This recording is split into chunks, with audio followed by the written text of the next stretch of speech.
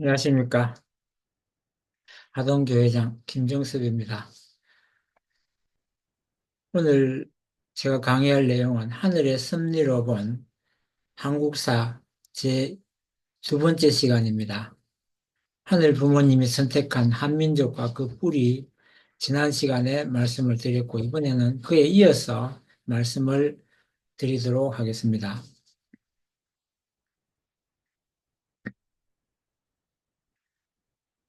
하늘 부모님을 모시는 신앙을, 그 뿌리를 한번 살펴봄으로써 한민족이 왜 하늘을 숭상하게 되었는지 그에 대한 내용을 좀 다뤄볼까 합니다.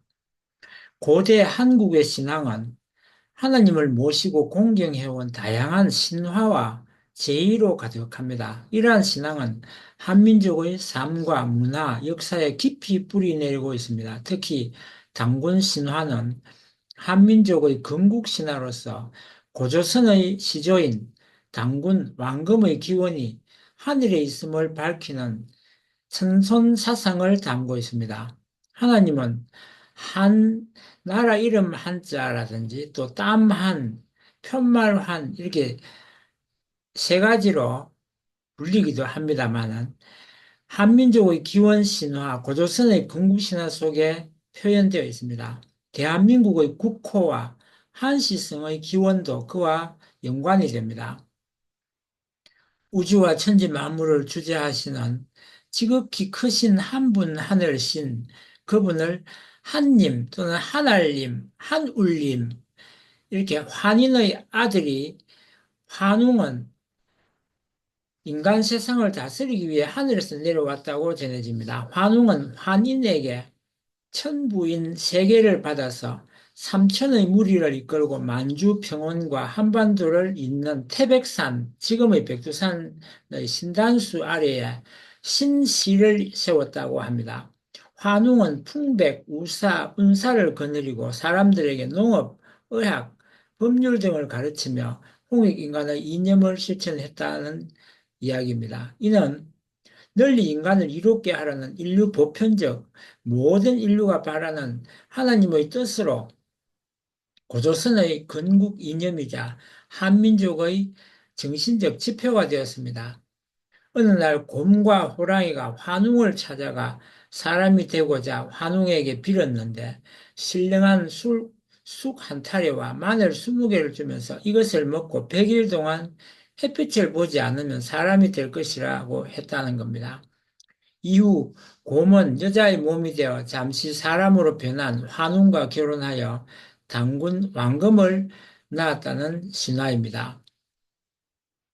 단군은 한민족의 시조로 홍익인간뿐만 아니라 세상에 있으면서 다스려 교화한다는 제세이화, 도로서 세상을 다스린다는 이도여치, 밝은 빛으로 세상을 다스린다는 광명이세의 이념을 주창하였습니다.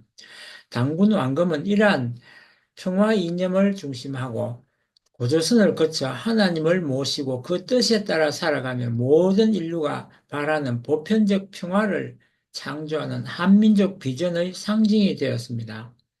우리 사람은 한 사람이요. 우리나라는 한 나라요. 우리 문화는 한 문화라고 함석헌옹이 할 수 있었던 것은 우리 문화의 뼈대요, 바탕에 하나님의 신앙이 있었기 때문입니다. 제주도 무속에서는 천지왕으로 후대 유교, 불교, 도교가 들어온 뒤에 상제, 제석으로 바뀌어 불리기는 하였으나 하나님에 대한 신앙은 한민족의 심성과 역사 속에서 몇천 년 동안 뿌리 내려왔으며 남을 위하는 착한 마음씨와 남을 위하고 나라를 위하는 용기로 평화와 공존을 사랑하는 나라와 문화를 이루어 왔습니다. 특히 한민족은 천손 사상을 바탕으로 하여 뿌리가 같고 그렇기 때문에 다른 사람과의 마음이 연결되어 있다는 믿음을 가지게 되었습니다. 그러한 같은 마음의 뿌리를 한마음이라고 하며 그 마음의 뿌리가 하나이며 따라서 하나님의 마음이라는 것입니다. 한민족의 신화 중에 마고 신화와 바리공주 신화 등의 여성 신화도 있습니다. 마고는 마고 할머니라고도 불리는 여신으로 여성의 창조적인 힘과 신성함으로 천지를 창조하였으며 자신의 힘을 무당에게 내려주고 성천하였다고 합니다. 제주도에서는 마고 신화와 유사한 설문 대할망 신화가 내려오기도 합니다. 이 신화에서 할머니는 크다는 뜻을 지닌 우리나라 말 한과 생명의 뿌리를 뜻하는 어머니를 합쳐서 만든 말로 우주와 생명의 기원에 하늘 어머니가 계셨음을 묘사해주고 있습니다. 그리고 바리공주 이야기를 잠깐 하면 옛날 이시 주상근 마마가 일곱 공주를 본다는 해에 왕비를 받아들인 후에 계속해서 여섯 공주를 낳게 됩니다. 왕과 왕비는 왕자를 낳기 위해 온갖 치성을 들인 후에 일곱째 아이를 잉태했으나 낳고 보니 또 공주였습니다.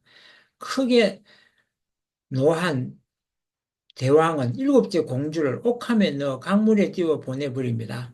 아기는 석가세존의 지시로 바리공덕 할아비와 할미에게 구출되어 양육됩니다. 바리공주가 15세 되었을 때 대왕마마가 병이 들었는데 꿈에 청의 동자가 나타나서 하늘이 아는 아기를 버린 죄로 죽게 되었다며 살기 위해서는 버린 아기가 구해준다는 것이었고 구해다 준 무장 신선의 양녀수를 먹어야 한다고 했습니다. 바리공주를 찾으라는 왕명이 내려지게 되고 한 대신의 충성으로 바리공주를 드디어 찾게 됩니다. 바리공주는 모든 신하들과 언니들이 거절한 약을 구하는 길을 남장을 하고 혼자 떠납니다. 저승세계를 지나 신선세계에 이른 바리공주는 무장 신선을 만나 약물값으로 나무하기 3년, 물깃기 3년, 불떼기 3년 등 9년 동안 일을 해주고 무장신선과 혼인해서 일곱 아들을 낳은 뒤에 약수를 가지고 함께 돌아옵니다. 이때 양전마마는 이미 성하에 장사를 지내려던 중이었는데 바리공주가 상례를 멈추게 하고 약수와 꽃으로 양전마마를 살립니다. 살아난 대왕마마는 바리공주의 소원을 들어 그녀를 만신의 왕이 되게 하고 무장신선은 죽은 사람이 가는 길에서 노제를 받아먹게 하고 일곱 아들은 저승의 10대 왕이 되게 합니다. 죽은 사람을 살려낸다는 점에서 바리공주는 무당의 기능 중에 특히 질병을 치료한다는 점에서 위대한 공적을 남긴 인물입니다. 한편 발공주는 저승세계를 여행하면서 저승의 수많은 원귀들을 인도해 줍니다. 그래서 발공주는 저승세계를 관장하는 무속의 신이 된 것입니다. 이러한 발공주의 이중적 성격은 바로 죽음에서 다시 살아나기를 바라는 마음과 죽음과 동시에 이승과 단절해야 한다는 인간의 이중적 심리가 함께 반영된 것입니다. 이후 바리공주는 하늘의 뜻과 땅 위의 사람들을 소통하게 하는 무당의 조상이 되었다는 설화입니다. 이러한 여성 설화에서 여성 신은 자연과 인간을 아우르며 생명의 근원에 있는 신적인 존재이며 생명의 탄생을 관장하고 새 생명을 주면서 생로병사에 시달리는 인간의 한을 풀어주는 샤먼으로서 여성 무당으로 이어진다는 특징이 있습니다. 그리고 한민족은 단군 신화를 중심한 남성 중심의 하나님, 즉 아버지 하나님, 더불어 여성 신화를 통해 어머니 하나님을 동시에 드러냄으로써 신이 부모로서의 완전성을 드러날 수 있는 기대를 조성하여 왔습니다. 바리공주는 부모의 잘못을 대신해서 자신의 삶을 희생한 효녀입니다. 바리공주의 아버지는 두 번 잘못을 저질렀는데 한 번은 칠공주를 본다는 해에 혼인을 한 것이고 다음은 자신의 화를 풀기 위해 죄 없는 혈육을 버린 것입니다. 이것은 사회에서 용인되지 않는 금절을 위반한 행위였고 그 결과 죽음의 징벌이 내려지게 된 것입니다. 그러나 바리공주의 헌신적인 고행으로 부왕 부부는 징벌에서 구출되어 삶을 되찾게 됩니다. 여기에는 금제의 선은 금제의 위반에 대한 징벌로부터 구출이라는 일반적인 유형 구조가 들어 있습니다. 이러한 유형의 신화에는 대개 사회의 선인, 선언된 금기로부터 해방되려는 집단의 잠재의식에서 만들어진 것으로 보입니다. 즉, 바리공주는 가부장적 사회에서 억압된 여성 의식의 산물이라고도 볼 수 있습니다. 바리공주의 신화적 성격은 바리공주의 신성성 획득과 관련해 파악할 수 있습니다. 서울 지역 전성본에서는 바리공주가 무조신이 되고 영남 지역 전성본에서는 바리공주가 저성 차지신이 됩니다. 고대 문화는 앞서 여러 가지 예를 들은 것 같이 종교적 제의를 중심하고 꽃피었기 때문에 한민족의 문화는 하나님에게 제사를 지내는 의식을 중심한 천재 문화였다고 할 수 있습니다.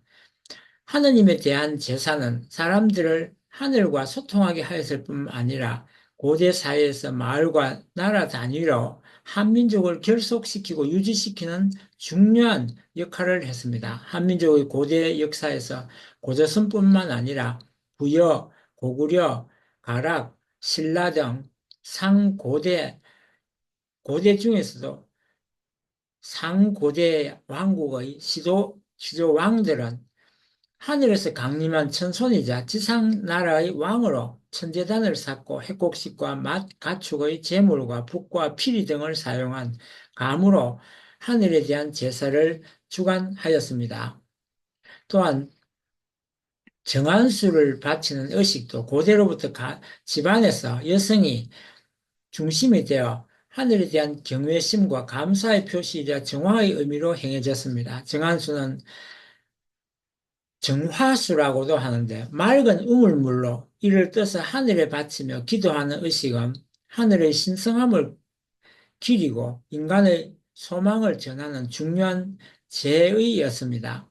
이러한 의식은 한민족이 스스로 천손민족, 즉 하늘의 자손이라는 뜻으로 믿고 있었으며 하늘의 뜻을 삶 속에서 마을과 나라에서 실현하고자 했음을 보여줍니다. 따라서 추수한 핵곡식과 만물의 제물과 예술적 몸짓으로 하늘에 제사를 드리고 새벽 첫 의식으로 하늘에 인사를 올리며 하늘 부모님을 모시고 사는 전통을 가졌던 것입니다. 이러한 사상은 단군 신화와 여러 신화, 제사 문화에서 잘 드러나며 한민족은 하늘과 특별한 관계를 맺고 있다는 믿음을 형성케 하였으며 하늘 부모님과의 소통하는 가운데 살아가는 문화와 민족성을 이루어 나왔습니다. 한민족은 자신의 근원인 하늘에 대한 관심도 많았는데 특히 천문학에 관심이 많았습니다. 신라시대에 세워진 첨성대는 이러한 한민족의 특성을 잘 보여줍니다. 첨성대는 하늘의 별과 행성을 관측하기 위해서 만들어졌다고 알려졌는데 당시 한국의 과학적 발전과 천문학적 관심을 보여주는 중요한 유산이기도 합니다. 뿐만 아니라 경주에 있는 첨성대는 하늘을 숭배하고 하늘의 뜻을 알고자 했던 종교적 의식의 장소였을 것으로 여겨지기도 합니다. 첨성대에는 하늘을 숭배하고 하늘의 움직임을 관찰하려는 신앙적 열망이 반영되어 있습니다. 이는 하느님을 모시고 살면서 하느님께 드리는 제사와 관련된 천문학적 지식을 쌓기 위한 노력이기도 하였습니다. 즉, 하늘과 인간, 그리고 땅을, 우주를 구성하는 세 원리인 천지인 삼재로 여기고 하늘의 뜻과 자연의 이치를 파악하여 그에 순응하는 도덕적 이상의 삶을 추구하는 한민족의 찬란한 문화를 형성하기에 이릅니다. 한민족을 선민으로 선택하신 뜻과 섭리적 의미는 무엇일까요? 선민은 하늘이 선택하고 품어 길러나온 민족으로서 축복과 함께 책임이 있습니다. 일찍이 한민족을 선민으로 선택하고 택하여 길러오신 뜻은 바로 독생녀 탄생의 기반 조성과 참 부모를 중심으로 하늘 부모님의 꿈을 이루는 섭리를 완성하기 위해서 준비를 시키기 위해서였다고 할 수 있습니다. 천손의식과 천재의식, 효의 문화가 면면이 흐르는 한민족의 역사적 뿌리는 한민족 역사의 본질과 의미가 먼저 독생녀 참 어머니를 맞이하여 참 부모의 축복에 나아가 전 인류를 하늘 부모님 아래 한 가족, 형제 자매로 구원하는 것이 있음을 보여준다 하겠습니다. 끝까지 들어주셔서 감사합니다. 오늘은 여기까지 하고 다음 시간에 계속 세 번째 강의를 하겠습니다. 감사합니다.